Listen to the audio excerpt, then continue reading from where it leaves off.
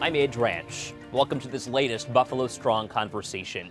We're on Jefferson Avenue, where windows are still boarded up. Signs of Black Lives Matter are in the window. This is a block away from where a white supremacist came to town, shooting and killing 10 black people a year ago. In that time, what's changed? Has anything changed?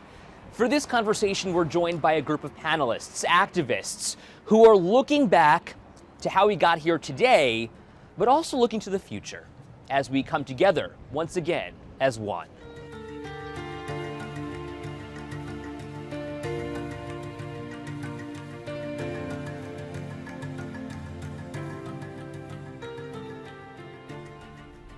Good evening to you once again from inside the William A. Miles Center for African and African American Studies inside the Meriwether Library in the heart of the Jefferson Avenue community. I'm Ed Ranch, and I'd like to extend a warm welcome to our distinguished panelists here with me tonight. Dr. Kush K. Bardwaj from Open Buffalo, the Director of Racial Equity and Justice. Mark Talley, who is the son of Geraldine Talley. She was murdered in that shooting on May 14th. He's now finding healing through writing and activism and is the Executive Director for Agents for Advocacy. Jillian Hainsworth is a community activist and Buffalo's first poet laureate. Franchelle Parker is the Executive Director of Open Buffalo. And Nanette D. Massey is a writer. She organized a workshop with the best-selling author of White Fragility. Good evening to you all. Thank you so much for being with us. This is going to be a really intense hour, but I think we can all handle the conversation and really make sure that Western New Yorkers understand what's happening in our own community. Yeah. And Nanette, I want to start with you. May 14th exposed faults in the system and major discrepancies in our own community. Yeah.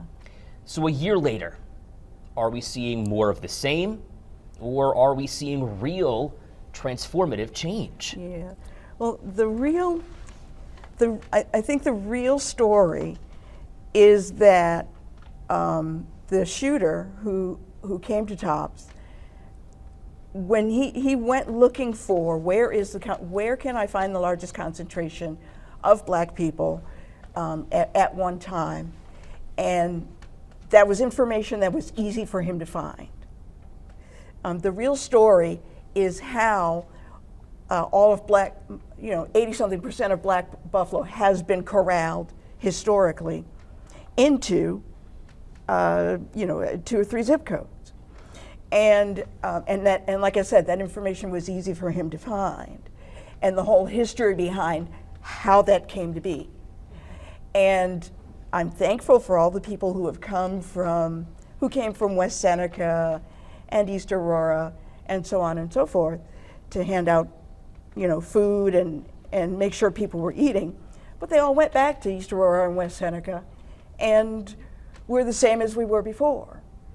And everything that you asked tonight, Ed, everything that you asked tonight was answered quite literally by Dr. Henry Louis Taylor Jr. At UB. He is with the architecture and the urban planning director. So we paid him money to say in 1990 to ask, okay, what is happening on the east side and what can we do better? Right. And he came up with this huge report, and nothing happened. And then 30 years later, after the Tops shooting, everybody ran back to Dr. Henry Louis Taylor and said, hey, what's happening and what can we do? And all he had to do was pull out the report that he did 30 years ago and show us all that absolutely nothing has changed. So what can we do? And it sounds like nothing has changed is what you're saying. Not really. Not really. Fran, let me move to you. Expand on that a little bit in terms of the idea. You're right in the community. You're across the street from the Tops. Your office is right there. Nothing's changed. What can change?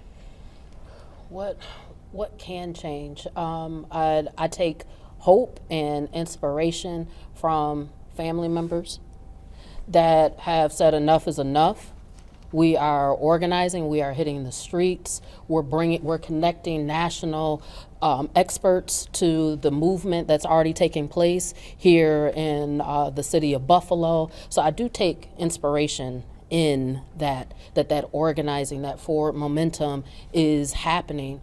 Another thing that I think that we can look towards is that now we've blown the lid off of Buffalo's dirty secret. We've talked about racism and factoids and buzzwords. Buffalo is the 4th or 5th or 6th most racist segregated city in the nation, and we stop there. We don't talk about what decades of disinvestment has done to the east side. We don't talk about massive job loss, what concentrated poverty does to inner city communities. We don't talk about all of that. So yes, some things have changed. People are saying no more. They're hitting the streets. They're becoming advocates for their own change. But we have to look at what has been the impact. And people getting off the bus here at Jefferson and Utica have not felt that level of transformational change that I think that all of us were semi-hoping for. Mark, you are obviously on a different page here because you are directly affected by this shooting. Let me first ask you how you're doing, and then I want you to explain, if you would, how you're using that to lead to change. I'm doing pretty okay, and unfortunately, that seems to be a problem for people. What do you mean? People want you to act a certain way based on how they want you to perceive, based off stuff they see in the media. So if they don't see that you're crying or, close on the verge of a breakdown, they start sending you messages or, actually having the audacity to step in your face and say this stuff to you. Such as you really didn't love your mother anyway. You're making this book just for profit off of all the pain, off the death of all the victims. So, and when I say, I'm okay, I don't care about that, people try to come even harder at you. But you're taking all of that hate. Is that hate from even within your own community? Not from my own community, mostly just online trolls. And welcome to 2023, and this is exactly what we're dealing with in terms of the social media and online indoctrination. You're using that, though, to motivate yourself, it sounds, to create some actual tangible change in the community. Absolutely. People's opinions I don't care about, doesn't affect me anyway. I'm just trying to put all the anger, passion, rage from what happened on 5/14 into something positive to help out the community. Historically, this neighborhood was vibrant. There was a time in Buffalo's history where Jefferson Avenue was similar to what Hurdle is right now, or Delaware Avenue, or Elmwood Avenue. So Dr. B, what will it take to get to a place like that once again? Well, thank you, Ed. Fran and I talk often about the disinvestment. There has to be purposeful investment. The idea, again, and you and I have spoken on it many times, even online, the line to give should be longer than the line to receive. There should be organizations, corporations, there should be people, to Ms. Massey's point, West Seneca, Orchard Park, all the people who cheer the Bills. We're all, I've critiqued this one Buffalo and Buffalo strong, what that really means. And the strength comes from not intent, but impact. Because everyone can talk a good game, but when you're criticizing someone trying to turn their tragedy into triumph, that's not exactly going to be the same person who's going to come down and volunteer their time, at the corner of Jefferson and Utica. So it's going to take what Dr. Cornel West, who did the foreword to Jillian's book, by the way, I'm so proud of her, he referred to as principle coalitions. And that's coalitions based on principle, P-L-E, not P-A-L like school. And the idea that good people need to get together and disavow what's happened, but make concrete moves to repair. The term reparations is a big word in California, but reparations in the form of social justice, in the form of changing our educational system, addressing white supremacy, systemic white supremacy. reparation doesn't necessarily mean dollars and cents, but education is what you're saying as well. Ed, my Jewish brother, there is a history of people who have received repair from injuries done onto their communities. Whether it's Jews from the onslaught of Nazi Germany, Native Americans, Japanese from the bombs dropped on them, African people in America don't need to perform their suffering. Their suffering is real. And the fact is, sometimes it takes someone in between the racial spectrum. Oh, when you hear from a black person, you get critical. Hear from a white person, I don't know. Well, how about someone in between? How about a brown person? But color knows no conscience.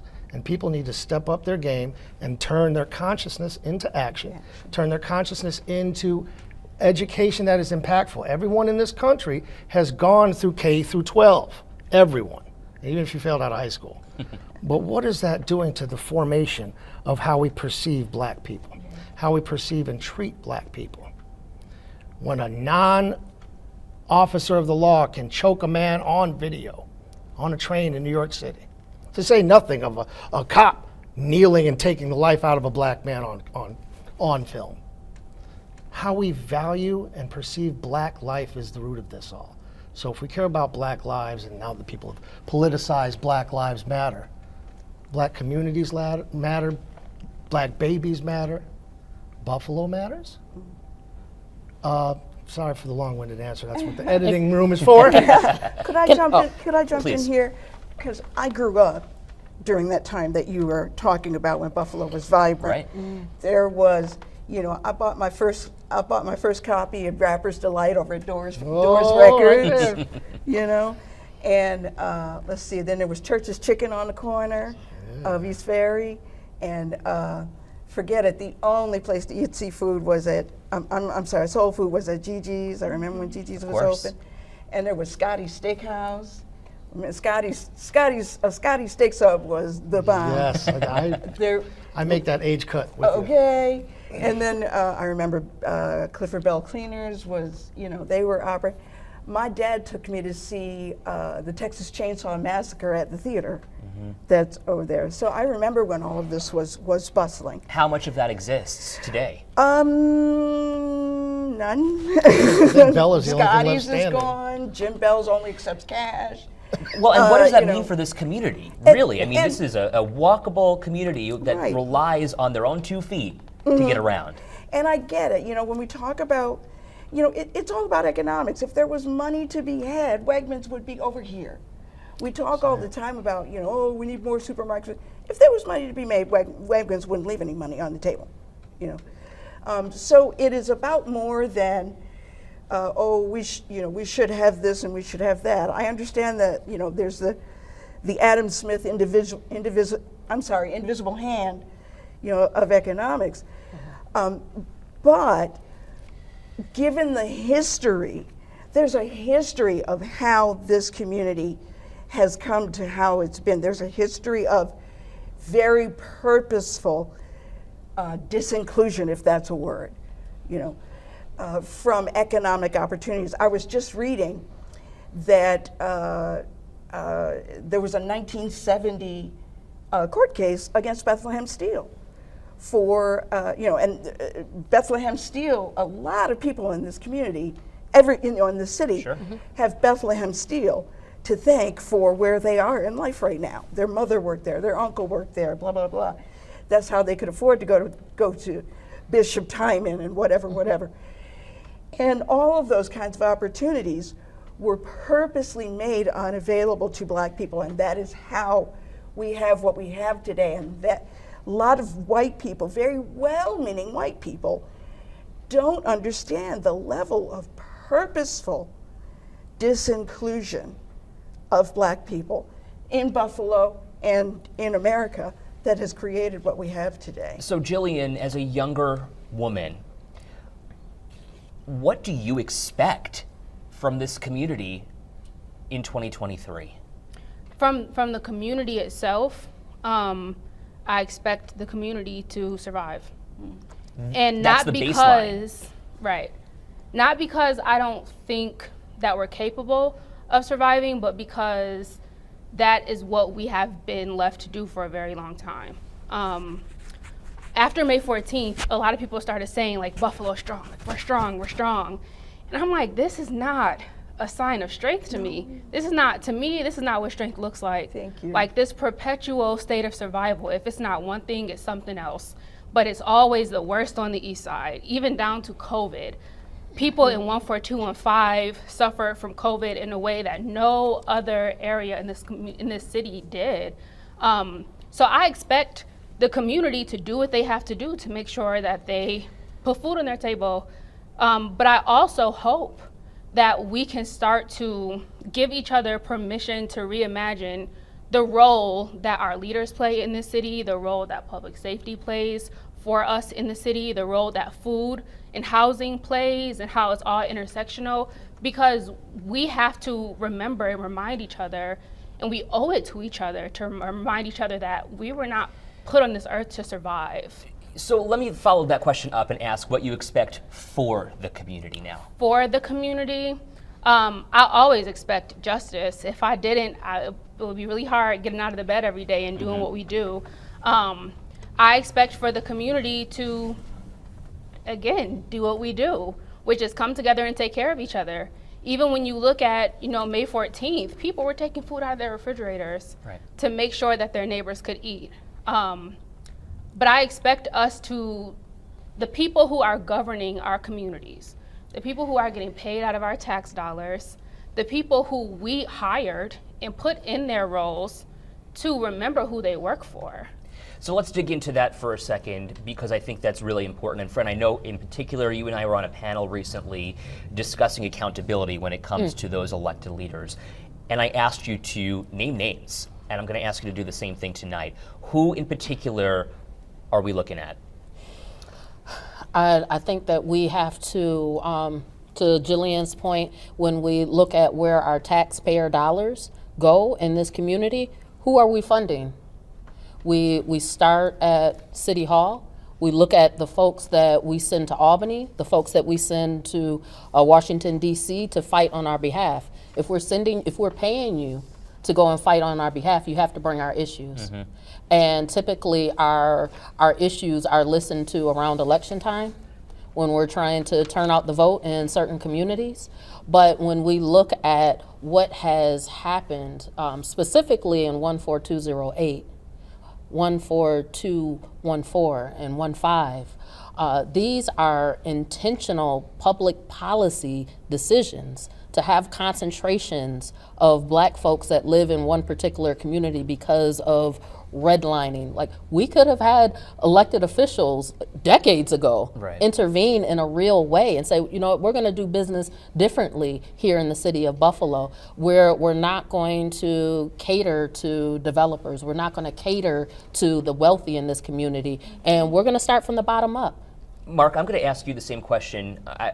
Could you name names? Because the mayor today, or the mayor earlier this week, had said it is impossible to see major changes before construction season even starts. When we asked him about what he could point to as transformative change over in the Jefferson Avenue community, he says, think about timing of how things work.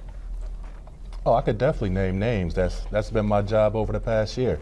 We can talk about the companies or the organizations, whoever made these Choose Love, Stop Hate, and Racism shirts. You're telling a marginalized community with the largest concentration of black people to stop hate and racism. That's the bills. I didn't know it was the bills. Ain't that funny? So you're asking this organization who made these shirts for this community to wear, when those shirts shouldn't be made for this community. That community didn't even ask for that stupid motto with that. You had a racist man coming from out of Buffalo, coming here and scouting. And he was easily able to scout, unfortunately, the poorest city, the largest concentration of black people, the worst socioeconomic status neighborhood. And unfortunately, still a year later, those facts are still true. So tell me why you think it's stupid. Dig in here. All right, do you think the money made from those t-shirts are being recycled in the community? They would say 100% would go back into the community, but you haven't seen that, is what you're saying. Absolutely not. I mean, why should I believe that the Buffalo Bills are doing anything that they're saying? Talk to me about the elected officials too, in terms of who's inside City Hall, inside Albany, inside Washington, D.C., who you think has perpetuated or continues to allow something like this to happen. I say all of Congress.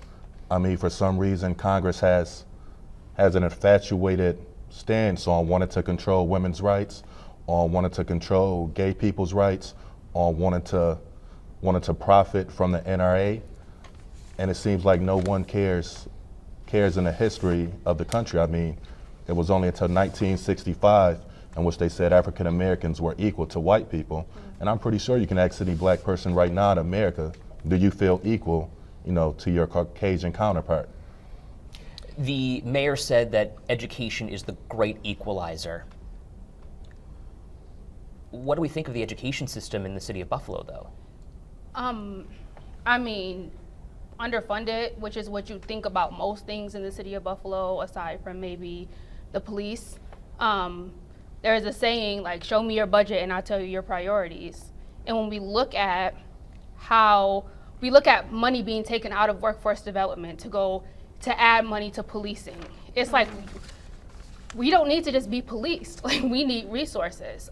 Even thinking about last summer, when it was time for the redistricting, so many community members, they had an open forum. The Common Council had an open forum, and every single community member that spoke up said, we do not think this map accurately puts us all in a position to be equally represented. And that exact map is still the map that they ended up passing. So it's like, you can't just let your people feel unheard. And then to the people, we can't get used to being unheard. Like, we can't just normalize the fact that nobody's gonna listen to us anyway. So who in government would you like to listen?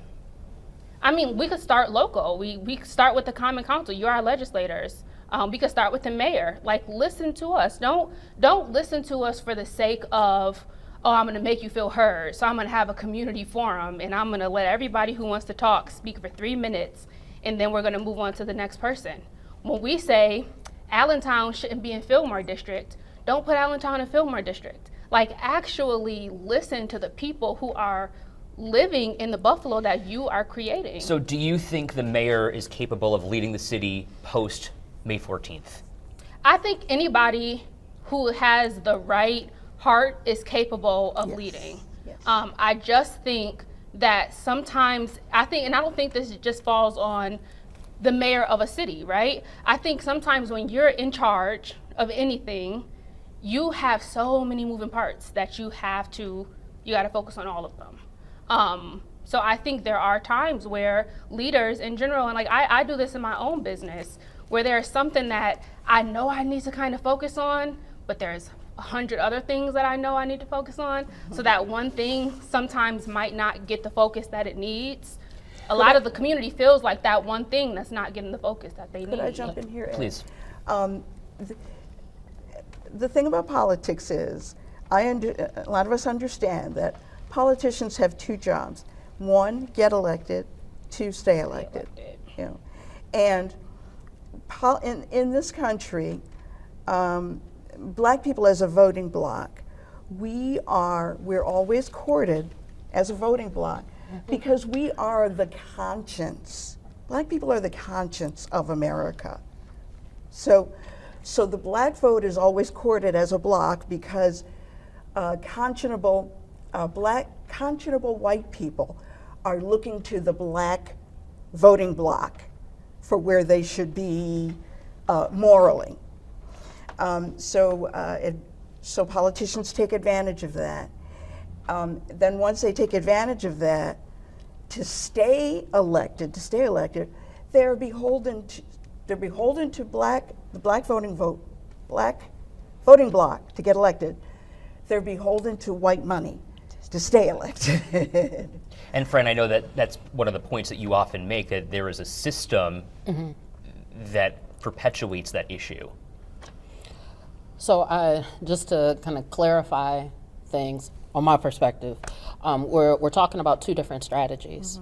Do I hold any elected official accountable for some killer driving hundreds of miles to shoot up our supermarket? No, I don't. there's two different crises that are happening in our community. There is a crisis with young white men in this country. There's a problem with gun legislation and gun reform and getting guns off the street in this country. That crisis has to be handled. And we could do it if we wanted to. And we could. If we and we wanted could. to. But that crisis, and I hold other white people accountable for having those conversations within barbershops, within family dinners, within churches and other institutions to organize in white communities. The second crisis is what happened on May 13th and May 12th and May 11th. So specifically two different things. And again, what is going on the east side of Buffalo did not just happen by mistake, right? And some of it is intentional disinvestment, but then priorities. Which area, to have a booming canal side, and the thought, we know that trickle down economics don't work for our people, right?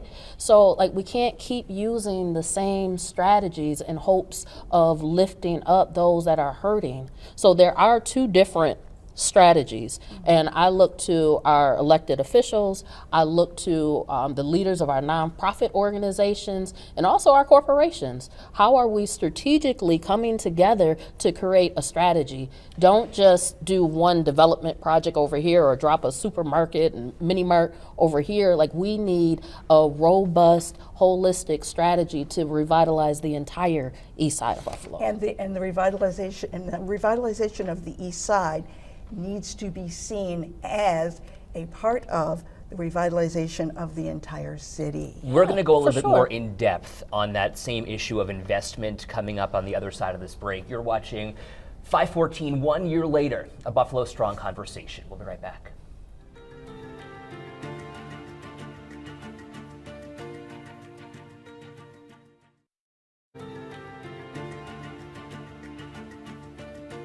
Welcome back. Thank you for joining us for this really important conversation as we approach the 1 year mark since that awful Tops mass murder here on Jefferson Avenue, a block away from where we are inside the Merriweather Library. I'm here with a really distinguished and educated panel, and I want to thank you all again for being with us. Last night, the family members that we spoke with said there is an awakening right now in our community. They meant both the Black community, but also extended out to Western New York. But the awakening comes in the form of change. So who can we point to? And friend, you kind of alluded to it before the break, as the agents of change. I think we have to dismantle that narrative that we look to other people to come and save us. We need the skills, network, capacities to save ourselves. No one's going to come and save us. And when we think about even how we feed ourselves, there was so much attention around food access that we lost sight of the issue, which was white supremacy and white nationalism, Right. and violence and murder. So how do we pivot back? We know what's important in our community. So as a community, how do we come together, collaborate, and develop that collective agenda with the things that are actually important to us, and maybe not always look to outside. Let's look internal. How can we be our own change? So, Ed, Fran, if I could. let me just follow up really quick Yeah. on a point, Franchelle, because I want to make sure that we're very clear here.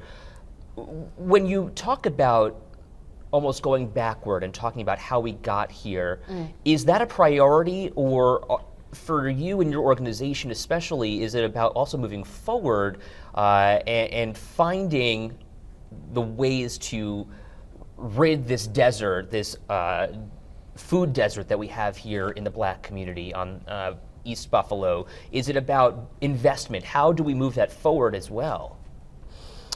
How do we move forward together? One, we have to understand the history and how we got here. Right. We have to understand the history of race in America. We also have to understand the history of race here in Buffalo and Western New York. We have to understand our industrial roots, and how disinvestment happened, how job loss happened, how 12 times more youth and babies in our community will suffer from lead poisoning because of that industrial past. So there's things that we have to, when we talk about moving forward together in a collective agenda, in a collective way, we have to talk about the history as step one. At Open Buffalo, we train emerging leaders, change agents in the community. You don't have to work for a social justice organization to fight for justice. You fight for justice at your dinner room table.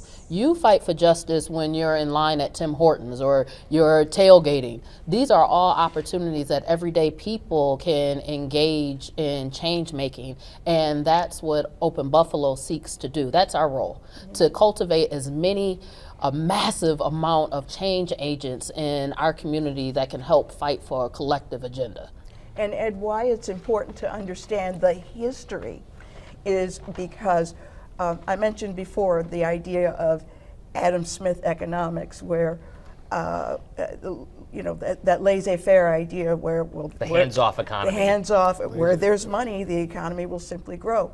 It's important to understand the history of, like I said, how black people were kept out of were intentionally kept out of opportunities. And how that created the overvaluation of East Aurora and West Seneca compared to what we have over here. Because white people who aren't from here say, well, like I said, from an Adam Smith laissez-faire idea, it's not appropriate to take government money and government incentives to put it in that side of this town. But you've got to understand that it was government money and government incentives that created this. I mean, it was perfectly legal to not hire these people or that people, or, they had to sue the fire department and the police department to force them to hire black people. Jillian. Yeah, in the spirit of really taking an honest look at where we were and where we want to go, even down to how we talk about our community. Like, the east side of Buffalo is not a food desert. It's apartheid because one is natural and one is intentional. And when we're talking about being intentional about the solutions, we have to be honest about the problem. And creating or ending a food apartheid, that's a systemic issue. Ending a food desert is as simple as putting a grocery store somewhere. So I think even down to how we talk about the issues that people on the east side are facing, like, we have to make sure that we're being real about what it is so that we can have real solutions. We also talk about the lack of intersectionality between communities, and we're talking about the suburbs, we're talking about the north towns, the south towns, east and west. How do we bring people together and say, walk a mile in my shoes so that they understand what it's actually like? People need to care. Ed, that is the bottom line. People need to care. We are so used to white people, if there's 10, white people have 7, and the black community has 3. And we're so used to that as the norm. But when we start talking about, okay, maybe you have 6, so we can have 4. The white community is like, okay, I'm all for equality and all that, as long as none of it comes out of, as long as my life doesn't change in any way.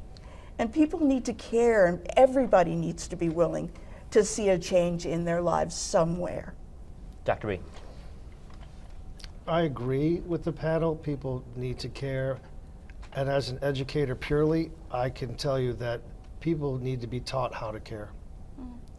And again, the core concept of the devaluation of black life, how we view where black people come from, how they got here, what happened to them since they've been here is huge. So the mission of Open Buffalo is to advance racial, economic, and ecological justice.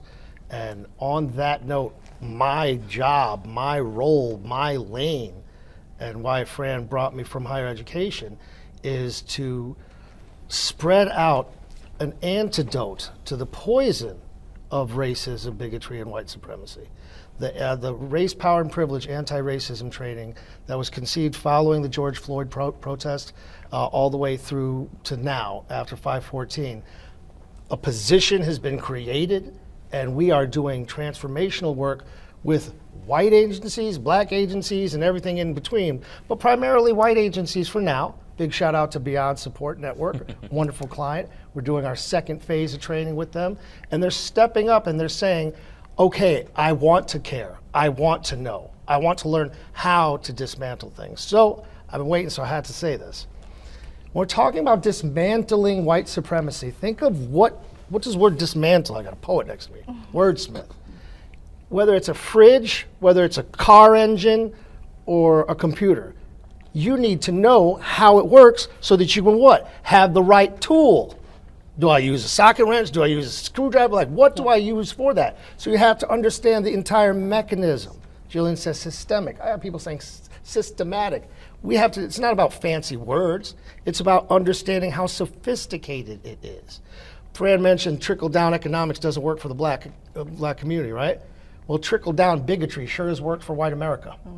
Trickle-up and trickle-down racism has been infected into the system, where someone after K through 12 education and whatever they learned in there and with their families, this anti-racist training, the Race, Power, and Privilege program that we're running, there's a dirty F word. Watch out, Channel 7 viewers. Family. How your family teaches you to view them, they, those. It's come out.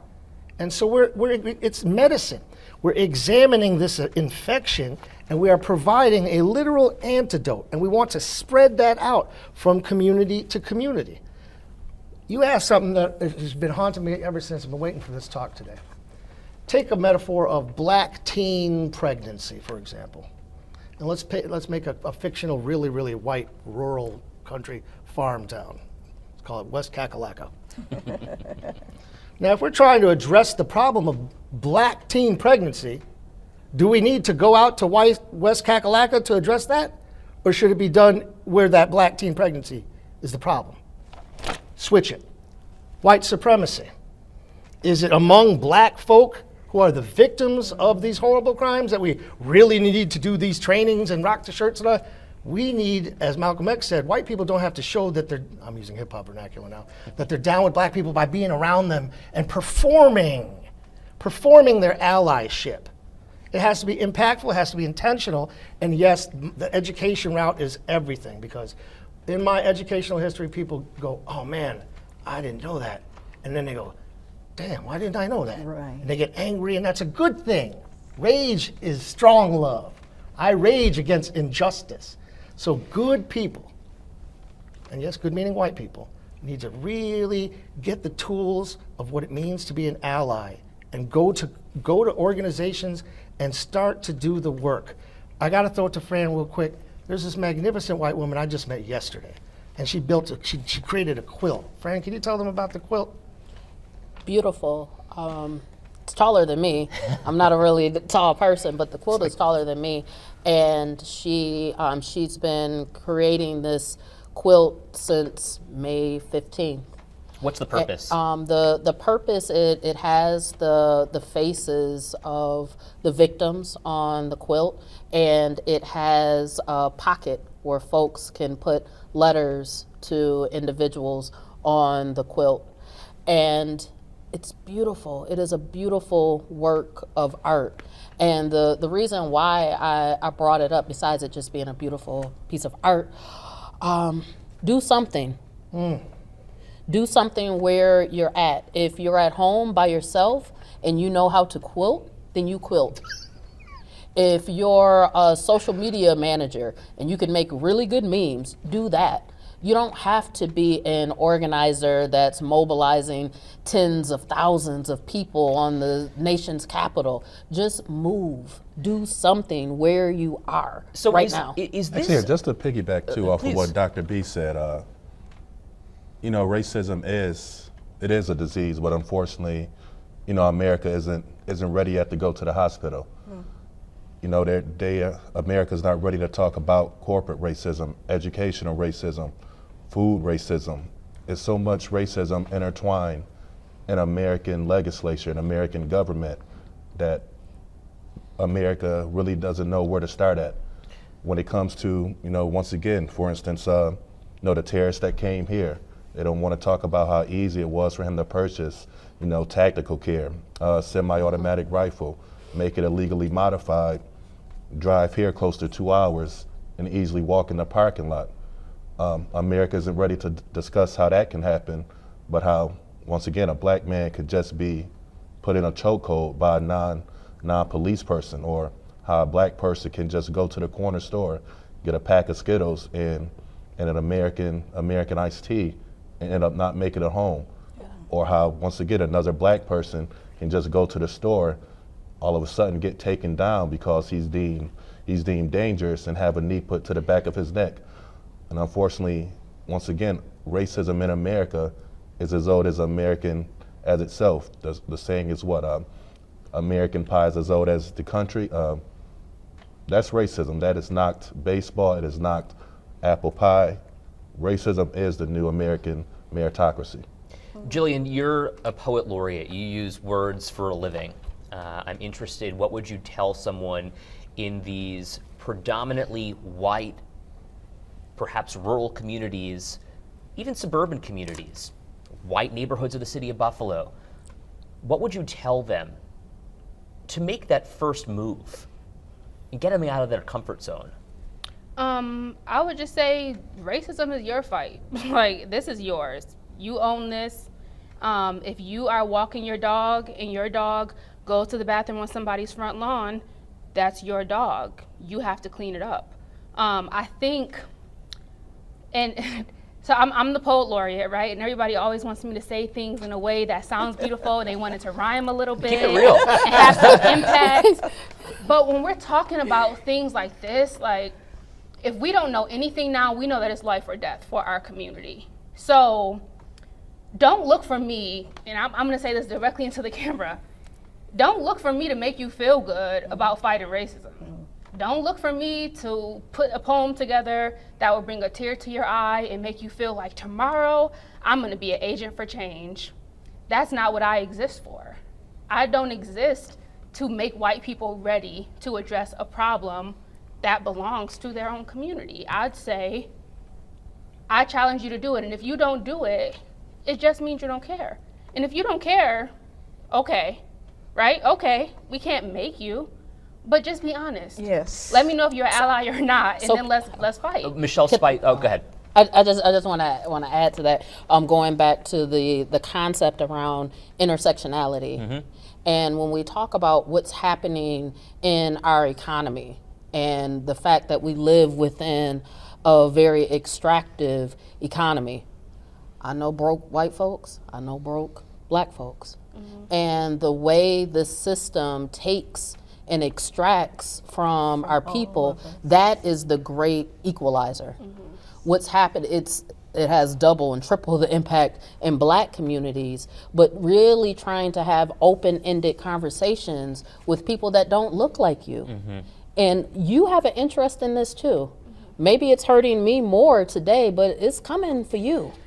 Michelle Spite, Amen. last night as part of the conversation with the family members, mentioned that she would rather have you be overt about it than covert. What do we feel about that? At the end of the day, covert or overt, it lies in the options and opportunities for poor and black communities in particular. And I have the paradigm, as you know, options, opportunities, access, and awareness. What good is an option or an opportunity if you don't have an awareness to it? And good people, that white counselor in high school, I don't care, teacher or whatever, they are the actual umbilical cords of access that can show. Big shout out to Say Yes Buffalo. People trying to open up options and opportunities for kids, families, and communities to better themselves. But I want to stress, to not empower white communities. Having black dollars stay in Black Buffalo is important. Ms. Massey talked about vibrant black businesses where money stayed in the community. We need that again. So I spoke, please. I was gonna say, from a basic survival perspective, right? If there was a snake in here and it was a big white snake, we'd notice it. If the snake blended in with the carpet, it would be a lot harder to avoid getting bit by the snake because you don't notice it. So from a basic, like, what's easier to survive, to Michelle's point, that, like, if you're just openly racist, at least I know, like, at least I can prepare for that. But I think when we enter spaces where it's very hidden and there's a lot of microaggressions and we're like surviving something that nobody else can really see, that makes it so much harder. I want to push back on that though, because we've gotten to a place in American life where dropping racial slurs is a part of the everyday norm, that this hate speech is able to grow and manifest itself on social media in a way that elementary school kids are being infected with this. So I want it to go back underground. I don't want it to be popular again. The language, the hate speech, it's creating a movement of people that want to see other people dead. That feel emboldened. Yeah, I don't want it Yeah. to be popular, But I mean, definitely, it kind of if feels I'm- like it is becoming popular in 2023 to be an overt racist in our community. Let's put it back underground, and then we can figure out how to dismantle it underground. I have to know. jump. I have to jump in there don't because know. my life as an educator is dedicated to helping everyone be able to recognize it, attack it, and dismantle it. So whether overt or covert, again, and we have to think again, if I may, we have to think again as a disease, as a pathology that grows. In my mind, when you're talking, Fran, connects that little elementary school kid saying the N-word and it evolving, dare I say devolving, and evolving into what the demon did to his mom.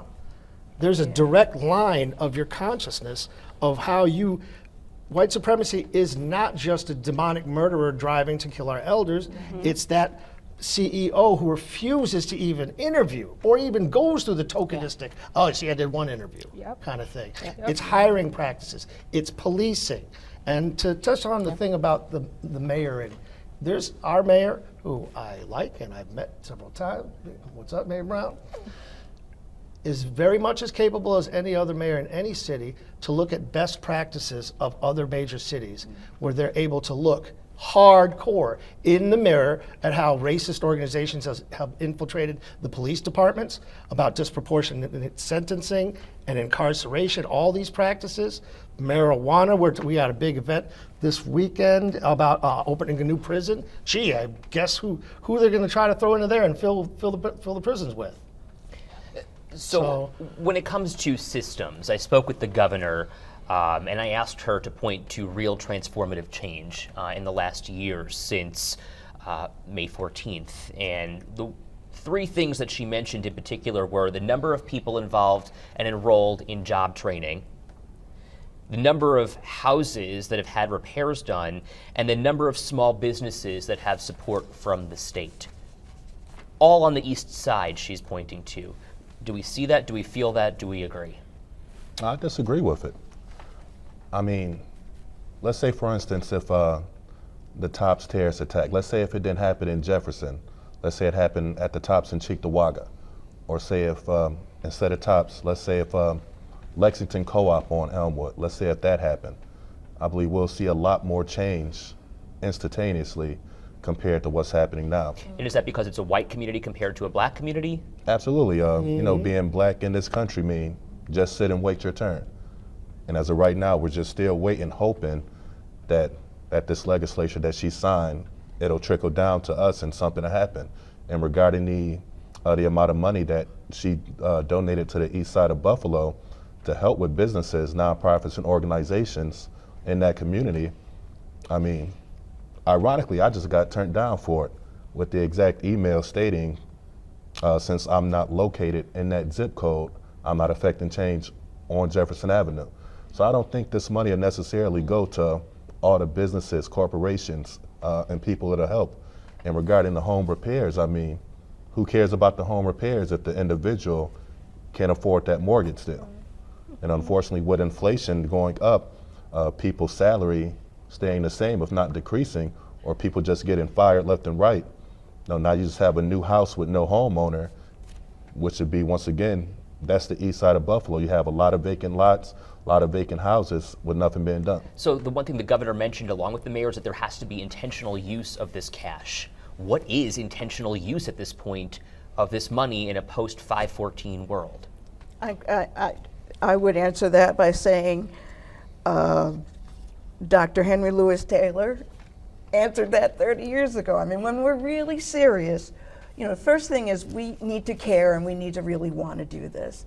And I'm finding that beyond the black community in Buffalo, white people don't. They don't. I'm finding that a lot of white people are using anti-racism as a way to clean themselves up and be better white people. But they're not going so far as, okay, now that I'm a better white person, how do I affect change in the black community? And that's what needs to happen. I want to refocus here, and I want to, with the little time that we have left, find a way to say what is intentional use of this cash right now. Dr. B. Okay. When you're looking for soldiers fighting on the front lines, I point to Open Buffalo. Go to openbuffalo.org and look at what the Emerging Leaders Program is about. Learning how to work with your money, learning how to advocate for your community so that you can build a business. Functionality. When we're talking about racial, economic, and ecological justice, what you and Mr. Taylor were just talking about was economic justice. We're not getting the loans to develop our neighborhoods. So being able to demonstrate that we qualify, whether it's zip code or whatever they want, right? Whatever hoops they want us to jump through, but that we are able and proficient in handling whatever resources we're given. You know what I mean? So Dr. Taylor was one of my professors, and I love me some Miss Massey, but I respectfully disagree. His answers were back then, but we cannot lose hope in acting on the future. I'm living it every single day. Open Buffalo is fighting that every single day. And when we listen to the concept, emerging leaders, teaching young people from 17 to 70. When I say young, no.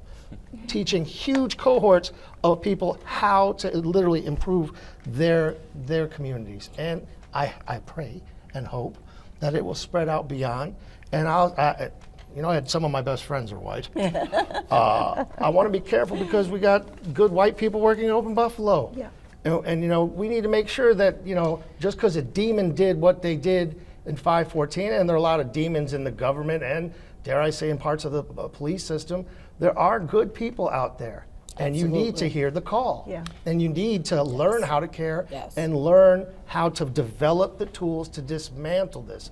I personally believe you can and do care if your eyes are just open and your heart is. And I believe his book isn't an exploitative thing trying to hustle. It's turning his trauma into triumph and sharing the pain so maybe a human being can actually read his words and feel his heart and feel his pain as if it happened to them. Where's the do unto others-ness in this Christianized society? Actually, I kind of want to push back on Dr. B. Please. There are definitely a lot of good white people. One of the first, well, not the first, but starting my organization, a good white person I met helped me get my first grant.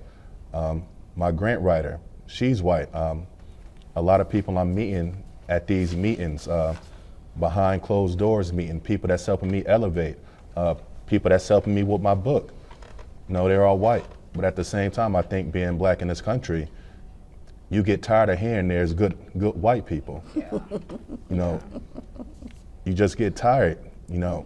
Who cares? You want those good white people to call out those bad white people. Then we agree to agree. And unfortunately, it's the black people that's having to constantly call out the bad white people. Right. But nobody listens to those black people. They hear it better from each other, from yes, themselves. yes, If yes. that was a black Channel 7 anchor running this, I wonder if we had that much coverage. No offense, Ed. Well, I'll tell you though, last night Taylor was hosting a similar panel. Hi, She Taylor. did a Much love to phenomenal Taylor. job. And the bottom line here is that it's up to all of us to affect Yes. change. And I think as a community, it's really important that we have these conversations. And I'm sure you all would agree that it's important to have these conversations, not just here, but also around the dinner table. Yes. And again, that all starts with you, and that starts at home. I want to thank you so much for being part of our conversation tonight inside the Meriwether Library. I'm Ed Dranch. Good night.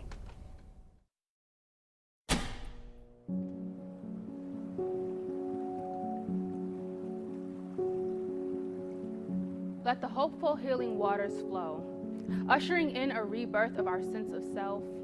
Let the water remind us of time, current yet fleeting like life itself, large yet within reach, just as the ancestors. Let the hopeful healing waters flow, cleansing all pain and fear, all hurt and regret. Let the water heal our people, reminding us that even our small marks on this huge world are necessary. Let the hopeful healing waters flow. Let the water tell the stories of those who came before us, those who fought and believed for us, those with the strength and power of a high tide, those with the meekness of a still pond. Let the beauty of the unknown offer comfort and hope, for within water, there will always be life.